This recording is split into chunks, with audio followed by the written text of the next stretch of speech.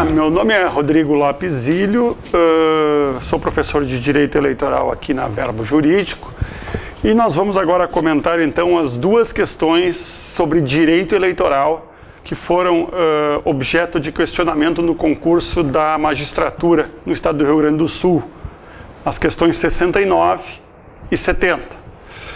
A questão 69, basicamente, trata de condutas vedadas aos agentes públicos. Então, todo o questionamento da número 69 está em um único artigo. Ele está localizado no artigo 73 da Lei 9.504. É curioso observar que a questão 70, que é a subsequente, também, todos os 5 questionamentos da questão 70 estão num único artigo, que é o artigo 1º da Lei Complementar 6490, que é a Lei das Inelegibilidades. Então, observem que as duas questões de direito eleitoral estão, respectivamente, em 2 artigos. A questão número 69 está no artigo 73 da Lei das Eleições, Lei 9.504, e a questão 70 está na Lei Complementar 6490, no artigo 1º. As duas questões foram questões bem claras, bem formuladas pelo examinador, portanto que não deixam muita dúvida, basicamente se ativeram ao texto legal, que é, via de regra, o objetivo de uma prova de cunho objetivo, ou seja, uma prova em que é de múltipla escolha, ela não pode dar uma margem para o aluno ficar em dúvida, exatamente por isso que a opção do examinador foi por um texto gramatical, né, da lei eleitoral. Vamos ler então o artigo, a questão 69. Tendo em vista as condutas vedadas do artigo 73 da Lei 9.504, que é a Lei das Eleições, assinale a alternativa correta. A letra A fala da chamada questão do pronunciamento de rádio e televisão. Vamos ver o que diz a letra A e vamos ver se ela está correta ou não. Letra A. No ano em que se realizar a eleição, é proibido aos agentes públicos das esferas administrativas cujos cargos estejam em disputa na eleição, fazer pronunciamento em cadeia de rádio e televisão, fora do horário eleitoral gratuito.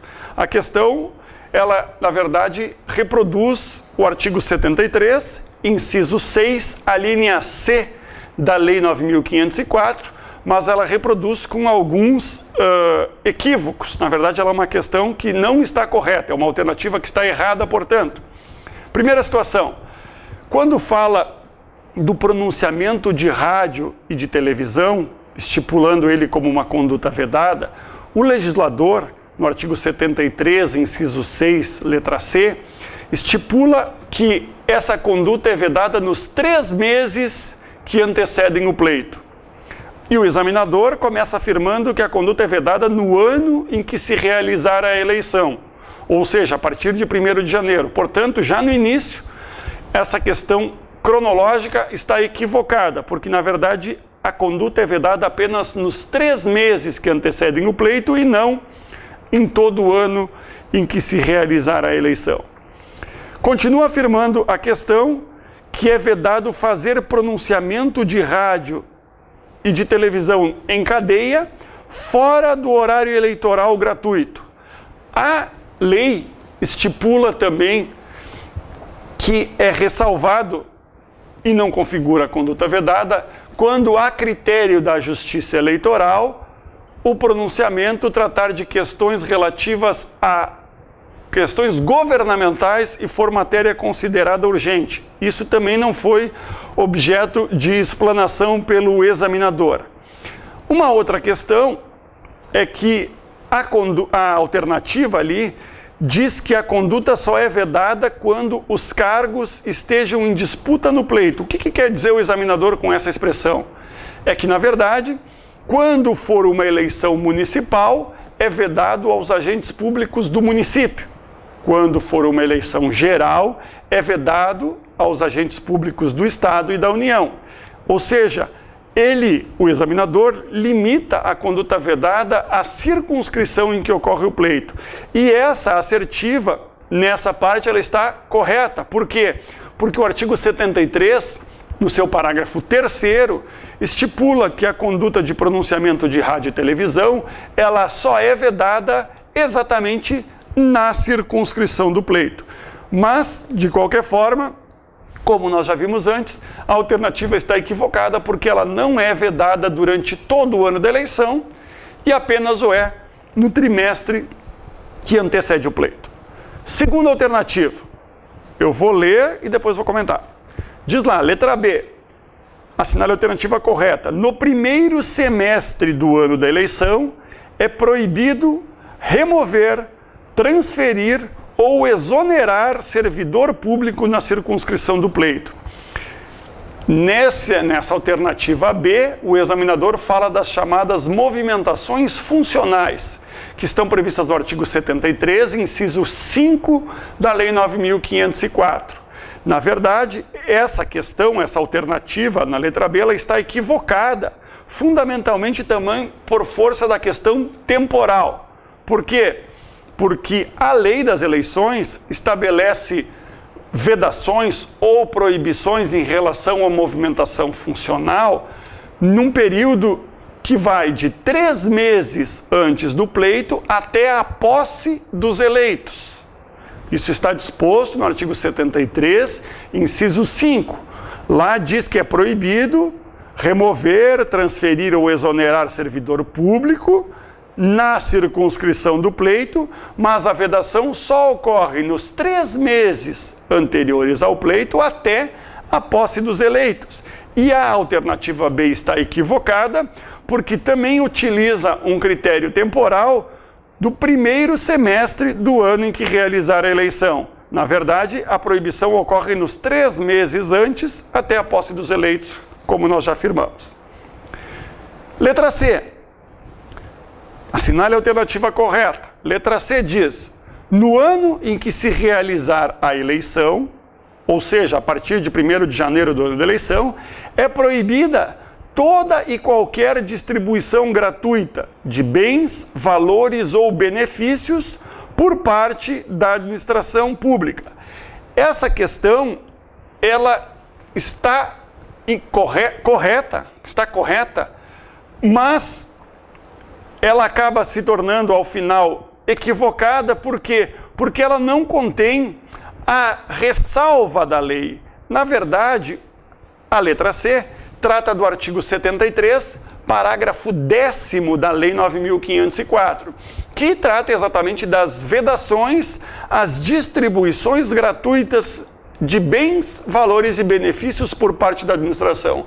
Ocorre que, se de um lado há a vedação à distribuição gratuita de bens, benefícios e valores, de outro lado existem 2 exceções, ou 2 ressalvas a essa regra. As distribuições são permitidas em caso de calamidade pública, em caso de estado de emergência e também em caso de programas sociais já autorizados em lei e em execução orçamentária no ano anterior. Portanto, a questão acaba sendo equivocada na medida em que ela apenas afirma que há uma proibição de toda e qualquer distribuição gratuita de bens, mas não ressalva o estado de emergência, a calamidade pública e os programas sociais autorizados em lei e já em execução orçamentária no exercício anterior. Exatamente, então, por não conter as ressalvas da parte final do parágrafo 10º do artigo 73, a alternativa C também não se encontra correta. Letra D. Estamos comentando o artigo 69 do concurso de juiz de direito do Estado do Rio Grande do Sul. A letra D diz que, no primeiro semestre do ano da eleição, é proibido realizar transferência voluntária de recursos da União aos estados e municípios e dos estados aos municípios. Trata, na verdade, da chamada vedação à transferência voluntária de recursos. Essa regra está disciplinada no artigo 73, inciso 6, a linha A da Lei 9.504. E lá, na verdade, é estipulado como conduta vedada a transferência voluntária de recursos entre entes federados, ou seja, da União para os estados e municípios e dos estados para os municípios, mas essa vedação não ocorre no primeiro semestre do ano da eleição, como é referido pelo examinador, e sim ocorre apenas nos 3 meses que antecedem o pleito. Então, mais uma vez aqui, o equívoco diz respeito ao lapso temporal da vedação. Não é o primeiro semestre do ano da eleição, e sim é o prazo de 3 meses antes do pleito. Então, observem que a letra A letra B e a letra D têm o mesmo equívoco, que é relativamente à vedação no seu aspecto temporal. Ou seja, essas questões trabalham com vedações no primeiro semestre ou no ano da eleição, e a legislação, como regra, nessas 3 condutas, trata do trimestre anterior à eleição. A alternativa correta, portanto, na questão 69 é a letra E, que é uma novidade da legislação eleitoral introduzida pela Lei 13.165 de 2015. Nós havíamos destacado nos nossos encontros a necessidade de estudar a nova lei eleitoral, que é exatamente as mudanças efetuadas pela Lei 13.165, e nesse sentido foi exatamente a alternativa que foi considerada correta pelo legislador. A Lei 13.165 de 2015 trouxe uma única mudança em relação às condutas vedadas aos agentes públicos, que foi a nova redação conferida ao artigo 73, inciso 7º da Lei 9.504. De acordo com a nova redação dada ao artigo 73, inciso 7º da Lei 9.504, no primeiro semestre do ano da eleição é proibido realizar despesas com publicidade dos órgãos públicos que excedam a média de gastos do primeiro semestre dos 3 anos anteriores ao pleito. Na verdade, o que essa lei fez? Ela trouxe uma equidade em relação ao critério de gastos, porque, de acordo com a lei anterior, só havia a conduta vedada se a despesa com publicidade no primeiro semestre do ano da eleição ultrapassasse a média do ano inteiro. Ou seja, se permitia, através de uma norma supostamente tendente a igualar os candidatos, que se em um semestre do ano eleitoral se gastasse o equivalente a até 1 ano. Essa regra de desproporção acabou com a Lei 13.165, que estipula exatamente o quê? Proibição de excesso no primeiro semestre, se comparado com a média dos 3 últimos anos em seus primeiros semestres. Então, a alternativa correta da questão 69 é a alternativa E, que foi exatamente introduzida pela Lei 13.165 de 2015, que conferiu uma nova redação ao artigo 73, no seu inciso 7º. O artigo 70, que foi a segunda e última questão de direito eleitoral, trata da questão das inelegibilidades. Na verdade, todo o artigo 70 é centrado no artigo 1º, toda a questão número 70, perdão, é centrada no artigo 1º da Lei das Inelegibilidades, Lei Complementar 64 de 1990. Na verdade, toda a questão, todas as alternativas dizem respeito a inelegibilidades de cunho absoluto, que são previstas no artigo 1º da Lei Complementar 64/90, e todas elas diziam respeito, sob algum aspecto, a introduções feitas pela chamada Lei da Ficha Limpa, que é a Lei Complementar número 135 de 2010. Vou ler a questão. Questão número 70. Conforme a Lei Complementar 64 de 1990, com as alterações introduzidas pela Lei Complementar número 135 de 2010, conhecida como Lei da Ficha Limpa, é considerado inelegível o candidato que, alternativa A, for condenado com decisão proferida por órgão judicial colegiado pelo crime de peculato na modalidade culposa, essa alternativa está equivocada. Na verdade, ela se refere à hipótese de inelegibilidade por condenações criminais, previstas, portanto, no artigo 1º, inciso 1, a linha E da Lei Complementar 64/90, e lá está disposto que é inelegível o candidato quando condenado por determinados crimes, quando houver decisão proferida por órgão colegiado ou decisão definitiva. Até aqui, então, como o examinador fala em condenado por decisão proferida por órgão colegiado, a questão estaria correta. Ele fala em condenação por órgão colegiado por crime de peculato. O crime de peculato é um crime contra a administração pública, previsto no artigo 312 do Código Eleitoral e, na sua forma especial, no artigo 1º, inciso 1 e 2 do Decreto-Lei 201. Os crimes contra a administração pública geram, sim, a inelegibilidade prevista no artigo 1º, inciso 1 da Lei Complementar 64/90, porque estão contidas no número 1 desse inciso, da letra E.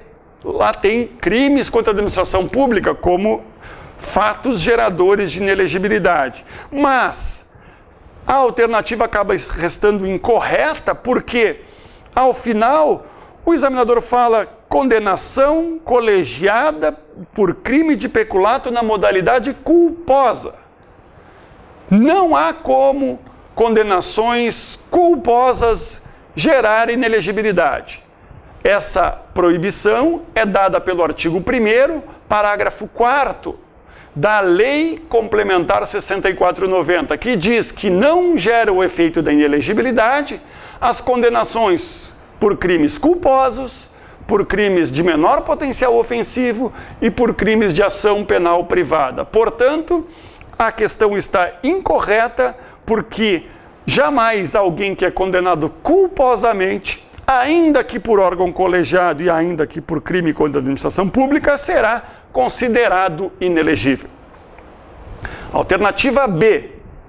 A alternativa B fala da inelegibilidade por condenação de ato de improbidade administrativa, disposto no artigo 1º, inciso 1, a linha L da Lei Complementar 64/90. Diz lá, é considerado inelegível o candidato que, letra B, for condenado à suspensão dos direitos políticos com decisão por órgão judicial colegiado pela prática de ato de improbidade administrativa dolosa. Até aí a questão está perfeita, a questão está correta. Por quê? Porque a condenação por improbidade para gerar a inelegibilidade precisa que o juiz, no dispositivo da sentença, ou o tribunal, na verdade, quando confirme esse dispositivo sentencial, decrete expressamente entre as sanções cabíveis a suspensão dos direitos políticos. Só a improbidade em forma dolosa é que é geradora de improbidade, portanto, aí ela está correta, mas a parte final dessa alternativa ela está equivocada, porque o que diz a parte final da letra B?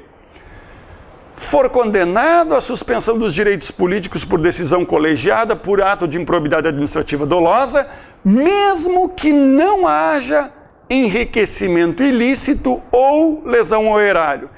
Exatamente as duas formas possíveis de serem geradoras de inelegibilidade são as condenações previstas no artigo 9, que é enriquecimento ilícito, e no artigo 10, na forma dolosa, que é lesão ao erário. Então, na verdade, para haver o efeito de gerar uma inelegibilidade, a condenação por improbidade administrativa deve ser definitiva ou de órgão judicial colegiado, deve decretar a suspensão dos direitos políticos, deve ser com prejuízo doloso ao erário e ainda com enriquecimento ilícito, seja próprio, seja de terceiros. Portanto, a alternativa está incorreta quando ela diz que a inelegibilidade vai ser gerada, ainda que não haja enriquecimento ilícito ou lesão ao erário. Justamente ao contrário. Para que haja inelegibilidade, é preciso condenação por improbidade com prejuízo doloso ao erário e também com enriquecimento ilícito, seja próprio de terceiros. Alternativa C. A alternativa C fala da inelegibilidade por rejeição de contas. Artigo 1º, inciso 1, a linha G da Lei Complementar 6490.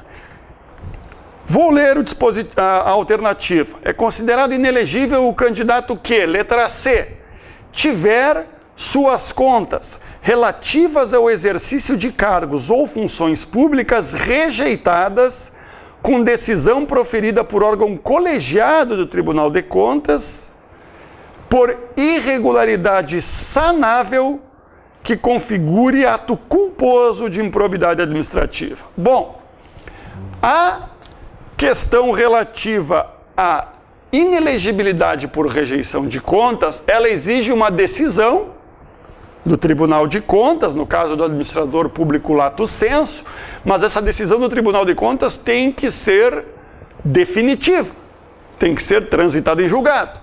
Mas o que salta aos olhos como equivocado aqui nessa assertiva é que jamais uma irregularidade sanável vai gerar inelegibilidade. Somente a irregularidade tida por insanável é que vai poder gerar esse efeito de restrição ao direito de ser votado. E mais, irregularidade insanável, diz a lei, que configure ato doloso de improbidade administrativa. Ou seja, a irregularidade, além de ser insanável, ela tem que ter contornos de um ato que, de alguma forma, cause prejuízo ao erário, lesões aos princípios da administração ou enriquecimento ilícito. Ou seja, tem o potencial de se configurar como improbidade. Evidentemente, aqui, como tratamos de rejeição de contas, não se exige a necessidade de um ajuizamento, de uma ação civil de improbidade administrativa.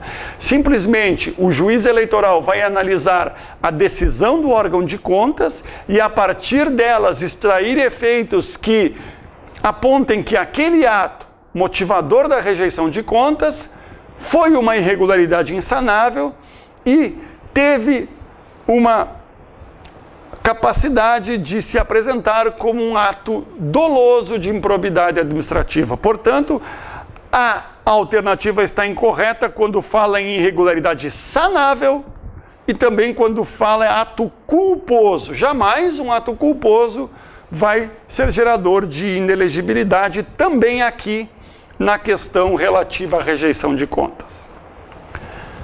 Seguindo.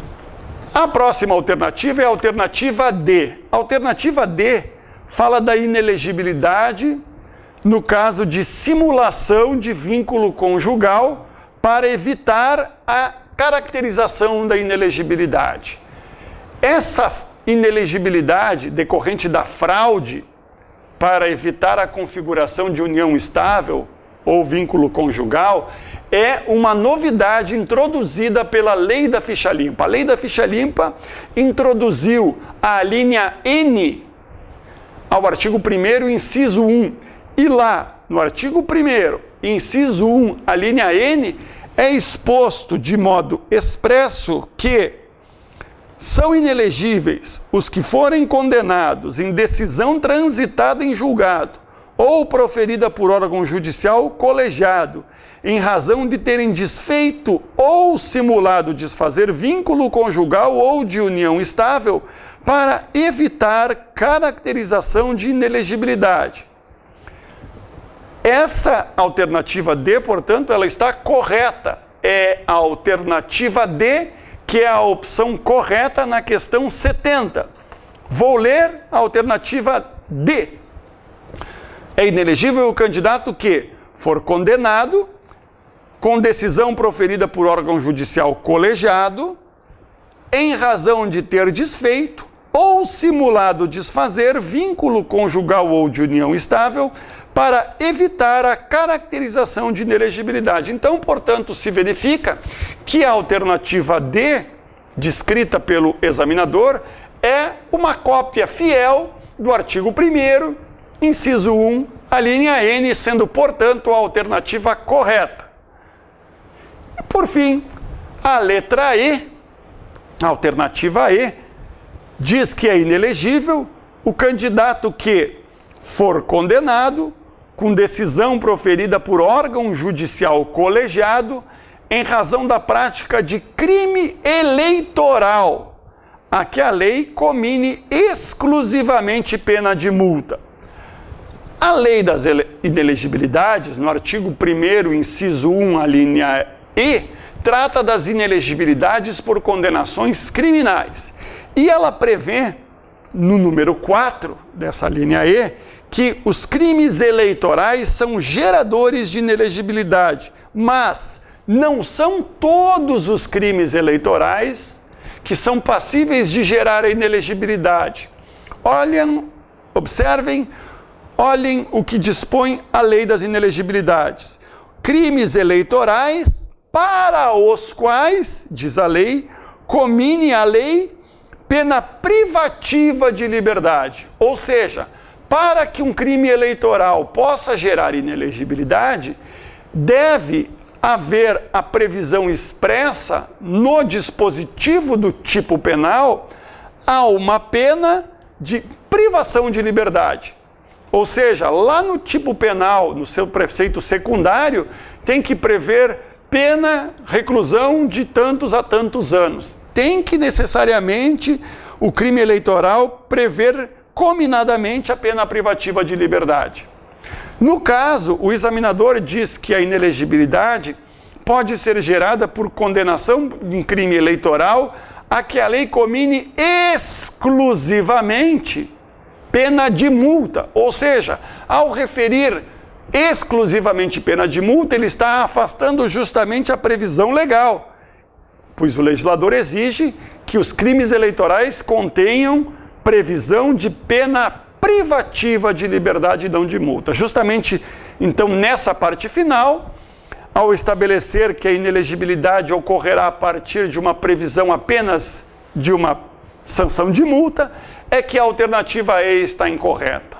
Portanto, essas são as observações a serem feitas das questões de direito eleitoral do concurso de juiz de direito, do concurso da magistratura do Estado do Rio Grande do Sul, ocorrido no dia 3 de abril de 2016. A questão 69, portanto, que tem como correta a alternativa E, e a questão número 70, que tem como correta a alternativa D.